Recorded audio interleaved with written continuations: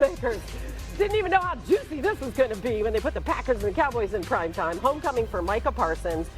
They miss him. Their secondaries allowed the most deep balls this season. Lack of a pass rush without Micah has not held Dallas tied for 27th in sacks, 25th in pass rush win rate.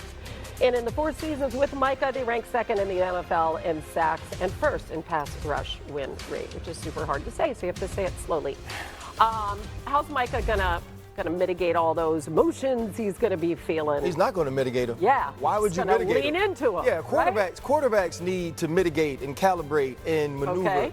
When you're a hunter, you just have a feeling. I get to express it with my physicality. For Michael Parsons, it's going to be play the run first and then get to the quarterback, and that's exactly what we'll see. By the way, they would come in hot and angry even if it wasn't for Micah Parsons because of the way that they lost last week, that Jordan Love interception, Mina. So what do you want to see from the Packers against that struggling Cowboys defense? I'd like to see some offensive balance. I have no doubt that they can shred them through the air like everybody shreds Dallas through the air. Play action passing attack should be really effective. But this Green Bay Packers run game has been sneaky terrible this season.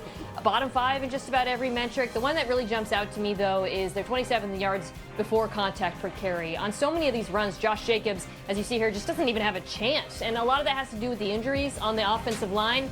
But I've got good news. You're playing the Dallas Cowboys. So I'd like to see the run game improve in some way to give me confidence that they can be more balanced as the year goes on. Yeah, the 3 things I want out of this offense. 1, less obvious outs. We've seen the motion when you go and it's a 6-yard out route. We've seen it enough. Do something different. 2, more 12 personnel play action. I don't think they've gotten to that enough this year. And then 3, hit your shots. They've had dialed up shots. Jordan has not hit them. This is a defense that you're, and I don't want it to be this shot that you hit and the guy's waiting on the ball and the box score says you hit it. I want it to look like if the coverage is perfect, you still make the completion. I think this is a game for the Packers where it's like, this is what we do. We're going to be very good and excellent at that rather than skating by versus a subpar defense. Yeah, nobody on the set, by the way, thinks that the Cowboys are going to win. That's if we lose this one, it was just meant to be. I'm just going to be honest. Once again, there's Dan, 20-17. That's the kind of insight you're getting every single time. Between undefeated teams, and that would be the Eagles and the Buccaneers. Eagles coming off that huge comeback win. And the Bucs have needed a game-winning score in the final minute of every win this season. Sal Palantonio joining us now. So how is Baker and that offense preparing for this titanic matchup of unbeaten Sal Pal? Hey there, Hannah. Yeah, and Baker Mayfield has provided all the heroics, all the pyrotechnics in these 3 comeback wins. Remember, he hasn't practiced much this week. Has a painful bicep injury in his right arm, his throwing arm, that has kept him out of practice. I watched him on the practice field today. He looked like he was throwing the ball fine. Head coach Todd Bowles told me that Baker Mayfield will be ready to go on Sunday. He wouldn't miss this game for the world. Remember last year, almost a year to the day, September 29th, 2024, the Eagles came into Tampa, and Baker Mayfield was 30 for 47 with 347 yards and 2 touchdowns, and the Eagles got waxed in that game, 33-16. But that was only 4 games into Vic Fangio's defense in Philadelphia, and Baker Mayfield knows that this defense that won the Super Bowl in Philadelphia is much more seasoned and much tougher.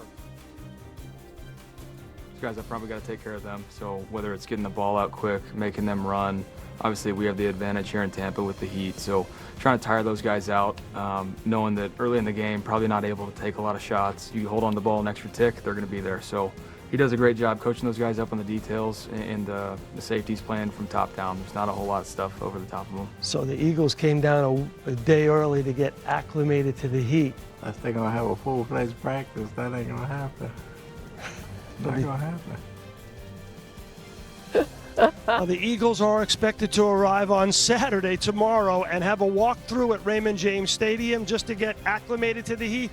And Hannah, the game time real feel on Sunday on the field is supposed to be about 105, 106 degrees when the Eagles and the Bucks kick off. Wow. All right, Sal Pal, that was a great weather report, among other things, as we go to Mina Kimes. It's weird. This is just not a good matchup for the Eagles. Like, they have had trouble with the Bucks recently. So what are you looking for? No Mike Evans. Chris Godwin, we don't know. He's a little bit banged up. How do they attack the Eagles? I think for Tampa, I got two questions, similar questions I probably have for anyone playing Philadelphia. One, can you attack cornerback 2? I actually don't know who's playing. Dory Jackson's banged up, Ja'Cory Bennett as well, but no Mike Evans hurts in this regard. I think through alignment or motion, they have to figure out a way to get Ibuka those matchups. And then, can you run the ball on the Eagles' light boxes? Philadelphia is actually 30th in success rate in run defense this year. Some of that is structural, it's by design. But Tampa's run game, which was so great last year, has been a little bit up and down. I think getting Tristan Wirfs back is huge in this regard. And if they can run the ball well on Philly, and I think they're capable of it, then they can do a good job of controlling this game. Yeah, and listen, if we go to the other side of the ball, and when we consider, I talked about it being a matchup, Jalen Hurts is only 1-4 against the Eagles. So take us through that Todd Bowles defense, and I love what he told Sal Pal, by the way. Of the NFC, but Todd Bowles has managed to huff and puff and blow their house down with pressure from the defensive side. Yeah, and if you don't run the football well on early downs against this defense and you get into third and obvious passing situations, that's when all these different kinds of fire zone pressures are going to come from the defense. Also, right now, Dan, let's highlight Vita Vea. Yes, every time. And just in case somebody wants to pay attention, when Vita's standing like this, he's going that way. Antennas up, antennas up. Now, what you're going to get from the defense is this. You're going to get pressure here, and then Vita Vea is actually going to be a dropper. And so all these pressures and these fire zone looks are going to happen opposite Vita Vea. The challenge for us offensively is we want to handle the pressure on one side and block Vita Vea on another. That's the big challenge. And the other big piece of this, right, is the way they move on the back end. You see when they motion over, that's going to bring Parrish as well. So we're going to know if we're Tyrod Taylor that we have man-to-man coverage, and with no safety in the middle, it's zero right away. Exactly. So this is a fire zone pressure essentially, but it's man-to-man coverage. But the problem is you got people dropping out underneath. So the quarterback is taught often, all out pressure, get the ball to your hand, see if you can hit the ball in the middle of the field. Now Tyrod Taylor fits that ball in there, but that's a dangerous throw. Yeah, and if you run it back, what you want is you want Tyrod Taylor to feel like he has Garrett Wilson inside, because they're playing top coverage, which means the low defender's going to take the guy that's off the football because you're expecting the short route. He's expecting that he gets this help from the line of scrimmage to be in the throwing lane. Exactly. This is a dangerous situation for a quarterback. You get it off, but it's something to pay attention to. Now another opportunity for pressure. We said every time it's going to come where? Opposite Vita Vea. Vita Vea is going to go there. We're going to get pressure there, pressure here. We're going to get a dropper. Last time it was all-out man coverage. This is what we call cover 33, meaning there's 3 deep, 1, 2, 3, and then 3 defenders underneath. All right, so these 3 defenders underneath are going to relate to both number 2s, right? So we have a number 2 here, and we're going to have a number 2 to the bottom, and the 3 receiver hook.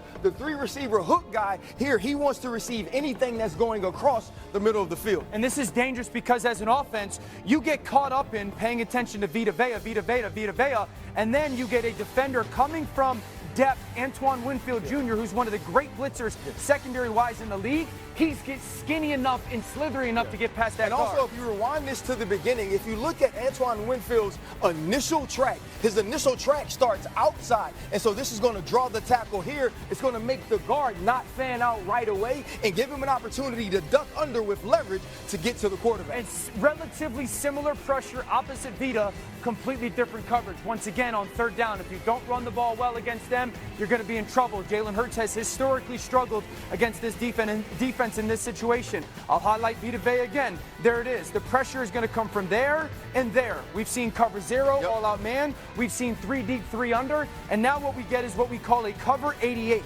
Cover 88 means there's a middle of the field open, and then these guys are all just playing a zone defense with vision, reading those routes. Now, here's what has to happen, though. If you're Tyrod Taylor, you have to see this. Once we lose this man here, they actually slide the underneath coverage the wrong way. We should be stepping here with the underneath coverage. This ball should be out right now if you're Tyrod Taylor. And we also have to understand to recognize the hot if we're number 2. And once again, Antoine Winfield Jr., a difficult guy to protect with or against from depth.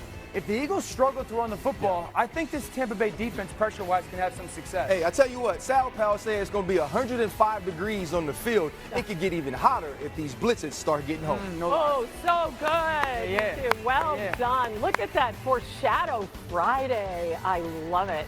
Okay, we're going to gong. We're all on the same page. Where is it? Really? There it is. Yeah, for everything that we just said about the Buccaneers. I think if the Bucs were healthy, I'd feel a little bit better. But I don't know.